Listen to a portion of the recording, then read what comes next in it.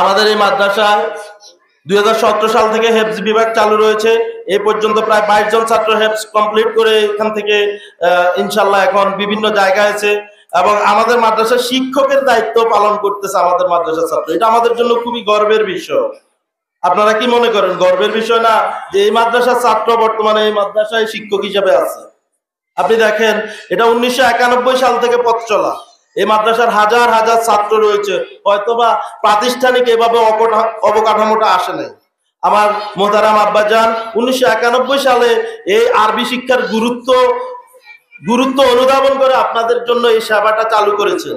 তো আমাদের এলাকা আজকে সকল বাংলা শিক্ষিত বলেন, ইংরেজি শিক্ষিত বলেন, আরবি শিক্ষিত লোক বলেন, সবাই কোনো না কোনো ভাবে এই মাদ্রাসাতে কিছু পড়ালেখা করছে। বর্তমান যারাদেরকে আপনারা দেশের বিভিন্ন জায়গা দেখতেছেন তারা অবস্থান করেছে, যেমন আমাদের মেজর ডাক্তার শরীফুল আলম বাপ্পি, সেও একসময় মাদ্রাসার ছাত্র। আমাদের নাইমুল ইসলাম মুরাদ স্যার, উনি এই মাদ্রাসা পড়ালেখা করেছেন 1991 পরবর্তীতে। তাহলে এটা আমাদের জন্য অবশ্যই গর্বের বিষয়। আমি ব্যক্তিগতভাবে এখানে পড়ালেখা করেছি সেই ছোট্টবেলায় নুরানীতে। এটা আমাদের জন্য অবশ্যই গর্বের বিষয়। তো এখনো আলহামদুলিল্লাহ এটা জারি রয়েছে, এটা আল্লাহর অশেষ রহমত। তো আপনারা জানেন এখানে আলহামদুলিল্লাহ আমাদের 2017 সাল থেকে হেফজ বিভাগ চালু রয়েছে এবং এই প্রতিষ্ঠান অনেকটাই সফল।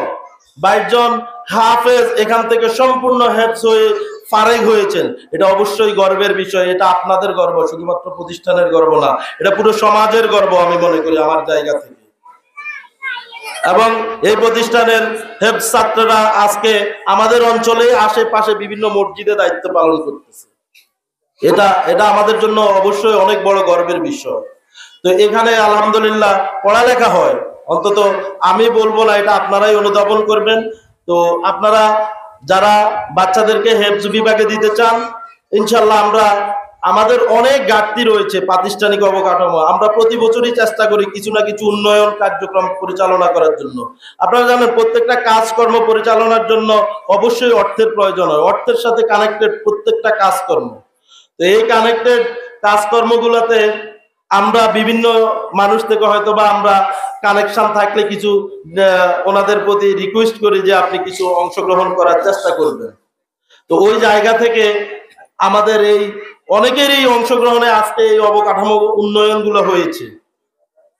তো আপনারা আপনাদের জায়গা থেকে চেষ্টা করবেন আপনাদের এখানে বাচ্চা দিতে। ইনশাল্লাহ আমরা প্রস্তাবিত একটা 4 তলা ভবন রয়েছে আমাদের, আমরা চেষ্টা করতেছি এই ভবনটা যাতে আমরা চালু করতে পারি খুব শীঘ্রই। কারণ আমাদের নুরানি বিভাগে এখনো ফ্লোর বাকি, আমরা ফ্লোরটা করতে পারি নাই এখনো পর্যন্ত। আপনি চিন্তা করে দেখতে পারেন যে একটা প্রতিষ্ঠানের নুরানি বিভাগ ফ্লোর অনেক গুরুত্বপূর্ণ, কিন্তু আজ পর্যন্ত আমরা ফ্লোরের কাজটা কমপ্লিট করতে পারি নাই, শুধুমাত্র অর্থের অভাবে। এখনো আমরা এরকম কোনো ধনাঢ্য ব্যক্তির আশ্বাসও পাই নাই যে উনি আমাদেরকে সম্পূর্ণ ফ্লোরের খরচটা দিয়ে দিবে। তা আমি আজকে আসলে এখানে লাইভ চলছে, আমি সকলের প্রতি অনুরোধ করছি, আমাদের অত্র অঞ্চল বা আমাদের অনেক শুভাকাঙ্ক্ষী আছেন বাহিরে, যদি কেউ আমাদের মাদ্রাসার এই নুরানি বিভাগটাকে ফ্লোর করে দেন আমরা খুবই উপকৃত হব।